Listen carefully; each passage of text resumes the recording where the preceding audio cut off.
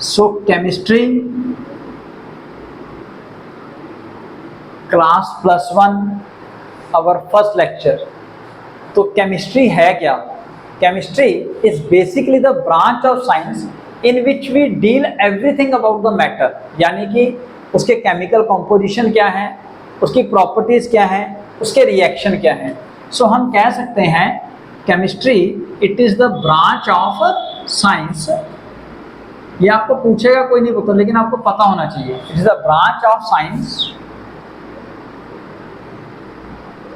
in which we deal with matter की properties, composition and various reactions को जिस branch में हम स्टडी करेंगे दैट इज कॉल्ड केमिस्ट्री। तो इसे समझने के लिए हम 2 मिनट में पहले मैटर को देख लें कि मैटर क्या है। As you all know, anything in this universe which has some mass and occupies some space, anything which has mass and occupy some space, यानी कि volume, they are called matters. Physical classification के हिसाब से हम matter को 3 categories में divide करते हैं on the basis of physical classification. Matter has been divided into 3 categories. इन सबको आपने पढ़ा हुआ है, solid, liquid and gas. Solid matter का वो क्लासिफिकेशन है जिसके अंदर they have definite shape and volume, यानी कि इनका वॉल्यूम और शेप दोनों फिक्स हैं, definite shape and definite volume. यहां पे जो सॉलिड स्टेट के जो पार्टिकल्स होंगे they are very close to each other. इस वजह से उन पार्टिकल्स को आप फर्दर बहुत ज्यादा कंप्रेस नहीं कर पाते हो, hence they have a fixed shape and a fixed volume. On the other hand, in terms of liquid, they have definite volume but not fixed shape, यानी कि ये जिस कंटेनर में भी आप पोर करते हो उस कंटेनर का वॉल्यूम उस कंटेनर की शेप एक्वायर करेंगे, वॉल्यूम इनकी फिक्स रहेगी, ठीक है। और इनके जो पार्टिकल्स हैं they are little bit apart as compare to the solid particles. Solid particles के मुकाबले इनके पार्टिकल जो है वो थोड़े थोड़े दूर होते हैं, जिसकी वजह से इनके अंदर एक प्रॉपर्टी होती है कंप्रेसिबिलिटी की। somehow they are compressible as compared to the solids. Now gases, they neither has fixed volume nor fix shape, ना तो इनकी वॉल्यूम ही फिक्स है ना ही इनका शेप फिक्स है। ये जिस किसी भी कंटेनर में पोर किए जाते हैं ये उसका होल वॉल्यूम ऑक्यूपाई कर लेते हैं और बिल्कुल एग्जैक्टली वैसी शेप एक्वायर कर लेते हैं। आपने देखा होगा कि जो डीओ परफ्यूम्स आते हैं वो छोटी छोटी बॉटल्स में भी आ जाते हैं, लेकिन अगर आप रूम के एक कोने पे खड़े होकर, कॉर्नर पे खड़े होकर उनको आप एम्प्टी करना शुरू करेंगे तो वो पूरे के पूरे रूम की शेप और वॉल्यूम को ऑक्यूपाई कर देंगे। और इनके जो पार्टिकल्स हैं they are very far away from each other, उनके बीच में फोर्स ऑफ अट्रैक्शन बहुत कम होती है, इसीलिए they are highly compressible in nature. आपने एलपीजी सुना होगा, लिक्विफाइड पेट्रोलियम गैस। आप पेट्रोलियम गैस को जब हाई प्रेशर देते हो तो वो कंप्रेस होके उसके पार्टिकल नजदीक आ जाते हैं, जिसकी वजह से वो लिक्विड का शेप ले लेता है, जिसको हम कहते हैं एलपीजी, जो हम अपने घरों में यूज करते हैं, लिक्विफाइड पेट्रोलियम गैस। समझ आया तो यहाँ तक। अब लिक्विफाइड पेट्रोलियम गैस के बाद अगर हम बात करें कि solid, liquid and gas, these 3 states are interconvertible. अगर आप किसी सॉलिड को हीट करोगे तो वहां पे मेल्टिंग प्रोसेस होगा, मेल्टिंग की वजह से आपका जो सॉलिड है वो लिक्विड में कन्वर्ट हो जाएगा। अगर आप लिक्विड को फर्दर हीट करोगे तो वहां पे इवेपोरेशन होगा, इवेपोरेशन प्रोसेस की वजह से लिक्विड गैस में कन्वर्ट हो जाएगा। ऑन द अदर हैंड, अब अगर आप टेम्परेचर और प्रेशर को वेरी करो, यानी कि टेम्परेचर को फर्दर डिक्रीज करो और प्रेशर को इंक्रीज करो, तो गैस लिक्विड में कंडेंस हो जाती है। This is called condensation process. ठीक है पुत्र। और लिक्विड को फर्दर आप अगर और टेम्परेचर डिक्रीज कर दो, इसका एग्जांपल आप वाटर ले सकते हो ना, तो लिक्विड को आप फर्दर फ्रीज कर दो, यानी कि टेम्परेचर फर्दर डिक्रीज कर दो, तो वो कन्वर्ट हो जाता है इनटू सॉलिड।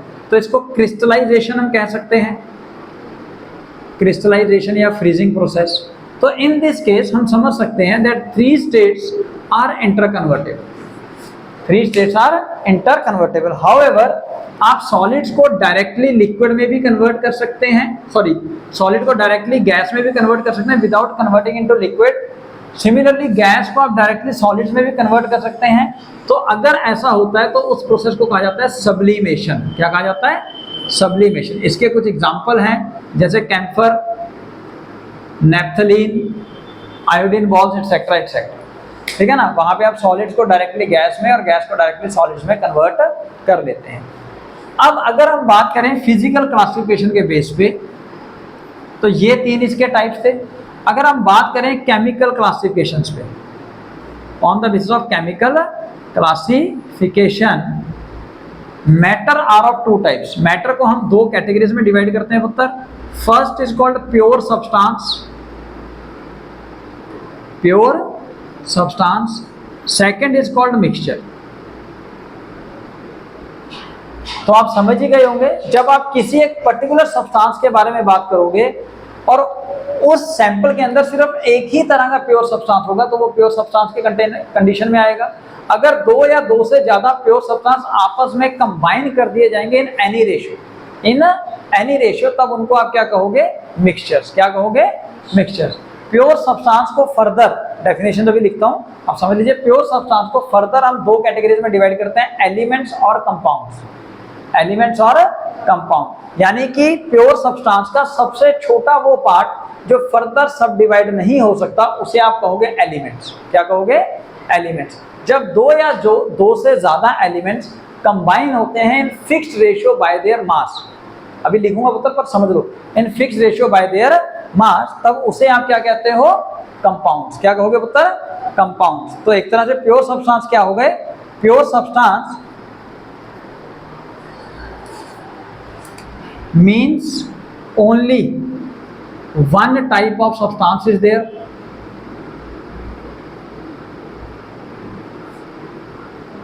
ठीक है पुत्र, ये मैंने आपको बताया कि प्योर सब्सटेंस को आप दो कैटेगरीज में डिवाइड कर सकते हो। कौन कौन से? One elements, another compounds. ठीक है जी। एलिमेंट्स का मतलब क्या होगा? Purest form of substance, purest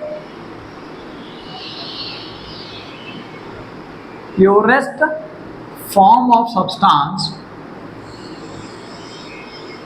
which can neither decompose nor build from pure substance. यानी कि ये सबसे प्योरेस्ट फॉर्म ऑफ सब्सटेंस है जो कि ना किसी और सब्सटेंस से बन सकता है, ना ही किसी और सब्सटेंस में फर्दर टूट सकता है, क्योंकि यही सबसे छोटा प्योर फॉर्म ऑफ सब्सटेंस है। Purest form of substance which neither build nor decompose into further pure substance। समझ आया पुत्र? तो उसे हम कहेंगे प्योर एलिमेंट्स। क्या कहेंगे हम? Pure element. जो सबसे छोटा purest form of the substance होगा, जिसको आप फर्दर अब आगे तोड़ नहीं सकते हो विद एनी फिजिकल और केमिकल मेथड, तो उन्हें कहा जाएगा एलिमेंट्स। उन्हें कहा जाएगा एलिमेंट्स। एलिमेंट्स को फर्दर तीन कैटेगरीज में हम डिवाइड करते हैं, मेटल्स, नॉन मेटल और मेटलॉइड्स। ठीक है ना पुत्र? मेटल, नॉन मेटल और मेटलॉइड्स, जिसको आप पीरियोडिक टेबल के अंदर इजीली समझते हो, और वो हम बाद में करेंगे। तो अब कंपाउंड्स के बारे में चलते हैं। जब दो या दो से ज्यादा प्योर एलिमेंट्स कंबाइन होते हैं in any fix ratio, by their mass, then they result in the formation of a compound. It means substance is obtained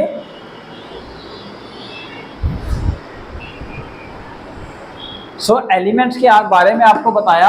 elements क्या होंगे? Purest form of the substance which neither built not decomposed into further pure substance through any physical और chemical process, किसी भी physical और chemical process के द्वारा, किसी reaction के द्वारा।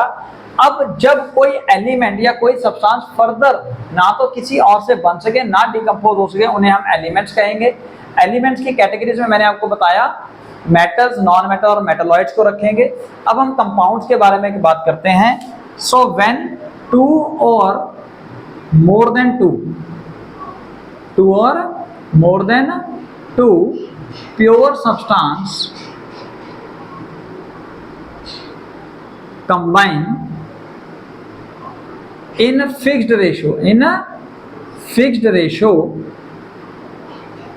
by their mass are called compounds। तो कंपाउंड्स को हम जनरली दो कैटेगरीज में डिवाइड करते हैं, ऑर्गेनिक और इनऑर्गेनिक कंपाउंड्स। ऑर्गेनिक कंपाउंड्स अगर हम सोर्स के हिसाब से बात करें तो वो होंगे जो प्लांट्स और एनिमल्स से ऑब्टेन किए जाएंगे। Inorganic substances are generally obtain from the minerals. कहां से? मिनरल से। ठीक है जी। Then we are discussing, let discuss about the mixture also. तो मिक्सचर क्या है? जब दो या दो से ज्यादा, when two elements or compounds or one element and one compound combine together in any ratio by their masses are called mixture। यानी कि आपने कोई भी दो प्योर कंपाउंड ले लिए, दो एलिमेंट्स ले लिए, एक एलिमेंट एक कंपाउंड ले लिया, ज्यादा भी ले लिए, तो जब आप उनको मिक्स करोगे, कंबाइन करोगे in any ratio by their mass, तब वो क्या कहलाएंगे? मिक्सचर्स। मिक्सचर फर्दर दो टाइप के हो जाते हैं, होमोजीनियस मिक्सचर और हेट्रोजीनियस मिक्सचर्स। होमोजीनियस और हेट्रोजीनियस। होमोजीनियस मिक्सचर्स ऐसे मिक्सचर्स को कहा जाता है जिन मिक्सचर के through out the sample, genius का मतलब होता है कॉम्पोजिशन, होमो का मतलब होता है सेम, जिस मिक्सचर के थ्रू आउट द सैंपल में सेम ही कॉम्पोजिशन रहे, ऐसे मिक्सचर्स को आप क्या कहोगे? Homogeneous mixtures. एग्जांपल लें आप, सपोज सॉल्ट सॉल्यूशन, आप पानी के अंदर नमक को डालिए, उसके बाद उसको स्टिर करने के बाद यू कांट से कि पानी में नमक कहाँ ज्यादा होगा, तो that is an example of homogeneous mixture. So they have the same composition through out the sample. Now heterogeneous, hetero का मतलब है डिफरेंट, जीनियस का मतलब again composition. It means those mixture which consist of two or more than two phases in its sample, या अलग अलग composition हो, एक ही सैंपल के अंदर अलग अलग फेजेस देखें, अलग अलग कंपोजिशन देखें, अलग अलग पार्ट देखें, तो उसको आप कहोगे heterogeneous mixture. Example heterogeneous mixture जैसे मड वाटर, आप पानी लीजिए, पानी के अंदर मिट्टी मिला दीजिए और थोड़ी देर के बाद उसको सेटल डाउन होने दीजिए, देन यू विल सी कि ऊपर वाला पानी का जो लेयर होगा वो नीचे वाले लेयर से बिल्कुल सेपरेट हो जाएगी।